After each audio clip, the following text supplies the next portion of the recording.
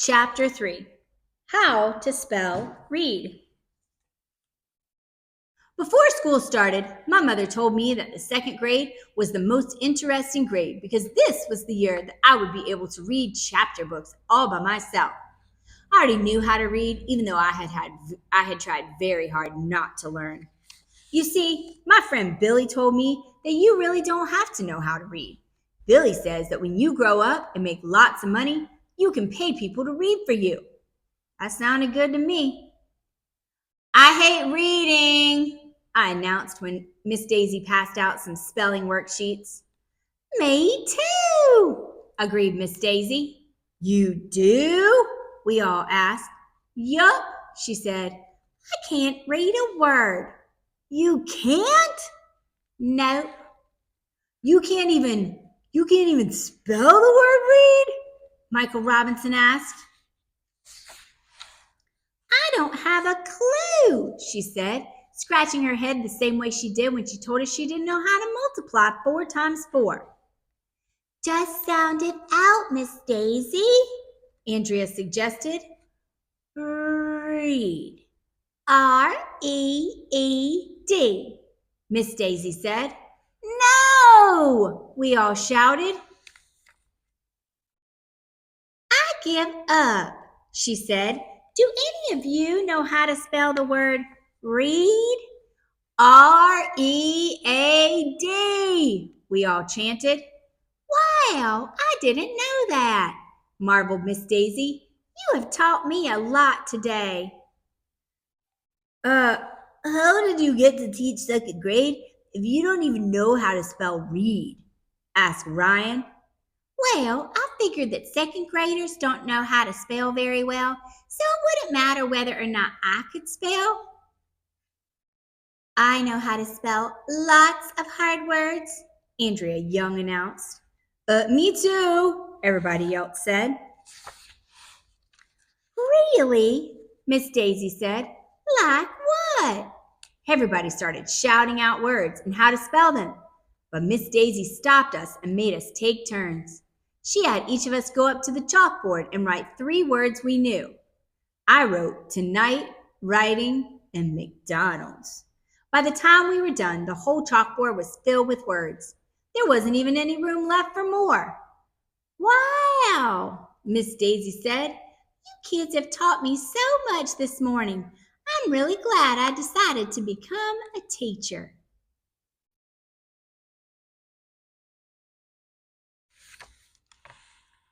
Chapter 4 Miss Daisy is Crazy.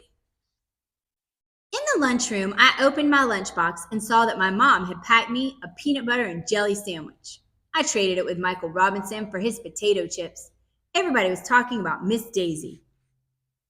Miss Daisy is crazy, Ryan said.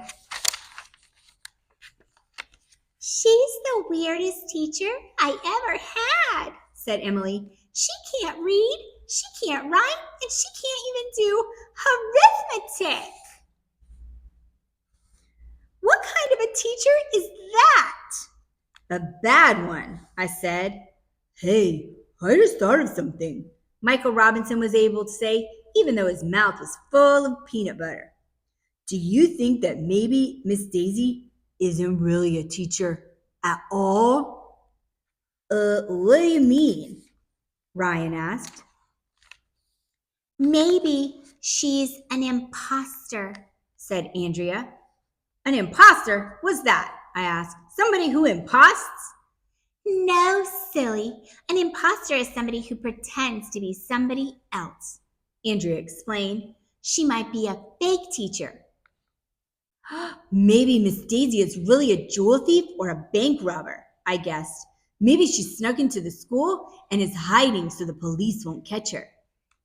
I think you're the one who's crazy, Andrea giggled, choking on her milk. But what if Miss Daisy was a bank robber? Or she could be a horse thief or a cattle rustler or somebody who parks where there is a yellow line at the curb. My head was starting to fill with all kinds of awful things Miss Daisy could be. Maybe Miss Daisy kidnapped our real teacher and is holding her for ransom, I suggested. So? Emily asked, looking all scared. What's ransom? Asked Ryan. My mom tells me I'm handsome, Michael Robinson claimed. Not handsome, ransom, said Andrea. I don't know what it is, but whenever somebody is kidnapped, they get help for it. In cartoons, people who get kidnapped are always tied up to railroad tracks, I reminded everybody. Maybe our real teacher is tied up to some railroad tracks right now. We've got to save her, said Emily, and she went running out of the lunchroom. Wait a minute, said Michael Robinson. That doesn't make any sense. If Miss Daisy can't even read or do arithmetic, how is she going to be able to kidnap a teacher and tie her to railroad tracks? She doesn't look like a kidnapper to me, Ryan said. We should tell Principal Klutz, said Andrea. He'll know what to do. No! I shouted. Don't you see how good we have it? If we tell Principal Klutz how dumb Miss Daisy is, he will fire her and replace her with a real teacher who knows reading and writing and arithmetic. We'll have to learn all that stuff. You don't want that, do you? No way, said Michael Robinson. I don't care if she is an imposter or a bank robber or a kidnapper, I said. I like her, and I say we keep her. Me too, Michael Robinson agreed. I think she's cool. Okay, let's not tell anybody, I said. It will be our little secret. We all agreed our lips would be sealed, but not sealed with glue or anything. That would be gross.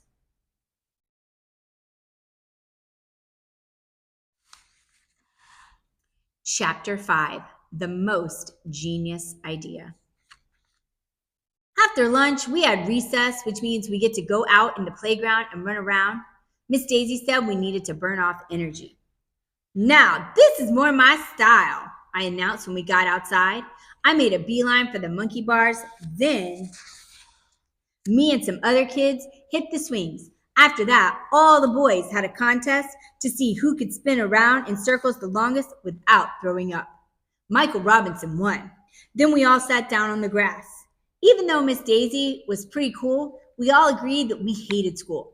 We made a promise to one another that we would hate school forever, even if we changed our minds and decided that we liked school. That's when Ryan came up with the most genius idea in the history of the world. This was his idea. We should buy the school. Ryan told us that his father worked for this big company and that once his father's company bought some other company, just like you would go into a store and buy a candy bar, Ryan said it happens all the time. He said he didn't see any reason why we couldn't buy the school just like that. If we bought the school, what would we do with it? Michael Robinson asked. We could do anything we want with it. We'd own it. Could we turn it into a video game arcade? I asked. Sure, why not? Instead of teaching reading and writing and arithmetic, we could teach kids how to play video games. And we could ride skateboards in the hallways? Asked Michael Robinson. Sure we could, Ryan said, if we owned it. I got all excited because if there's one thing that I like to do almost as much as playing football, it's playing video games.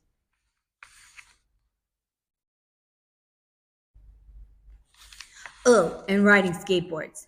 I started emptying out my pockets. I had a nickel, 3 pennies, and a lifesaver.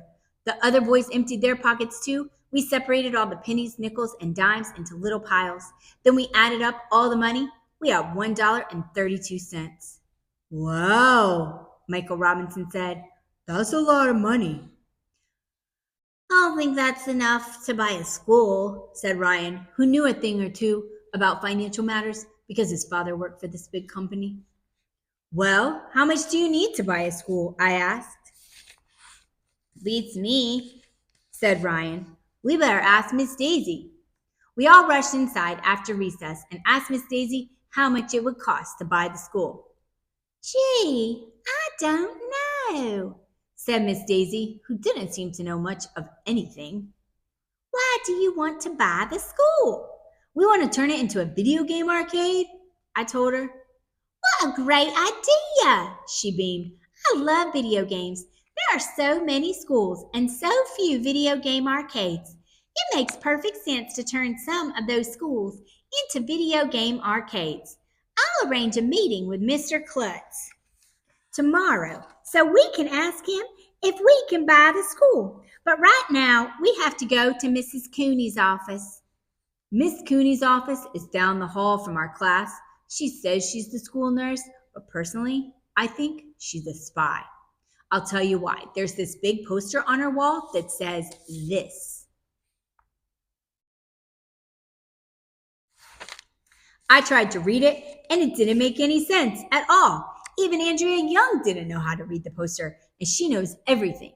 I think Mrs. Cooney has created a secret code, and she's using the poster to send mystery spy messages. I'll have to keep an eye on her. Then we walked into Mrs. Cooney's office. She had us all line up in size order. I was one of the shortest kids, so I had to stand in the front of the line. Then Mrs. Cooney told us to take off our shoes. At first, I thought she didn't want us to track mud all over her office, but then she told us that she was going to weigh and measure us. Obviously, she is trying to gather information about us because that is what spies do. My friend Billy says that the heavier you are, the smarter you are, because heavy people have bigger brains. But I think Billy just said that because he is overweight. I weighed 52 pounds. Mrs. Cooney showed us this awesome ruler she has. It is made of metal and stretches out 6 feet long.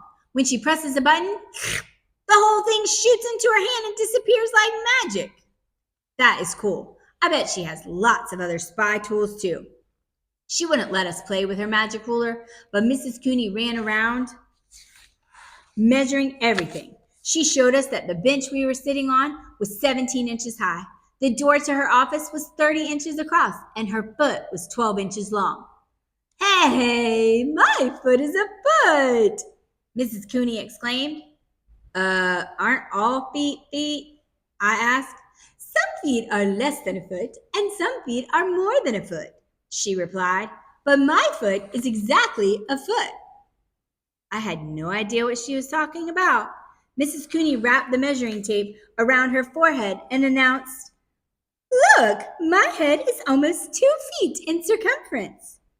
I knew that circumference was the distance all the way around a circle, and diameter was the distance through the middle of a circle. What's the diameter of your head, Mrs. Cooney? I asked. Everybody laughed, even though I didn't say anything funny. That would be hard to measure. But isn't measuring things fun? Mrs. Cooney asked. I wonder how much this scale weighs. Mrs. Cooney started to measure and weigh more things, but Miss Daisy said we had to go back to class. Thanks for watching. If you love this book and want a copy of your very own, you can get one at the link below. If you had fun reading along with me, please like this video. And don't forget to subscribe to my channel and check out all the other videos where I read books aloud just for you. I hope I'll see you guys soon and you'll come back and read with me again next time. Bye!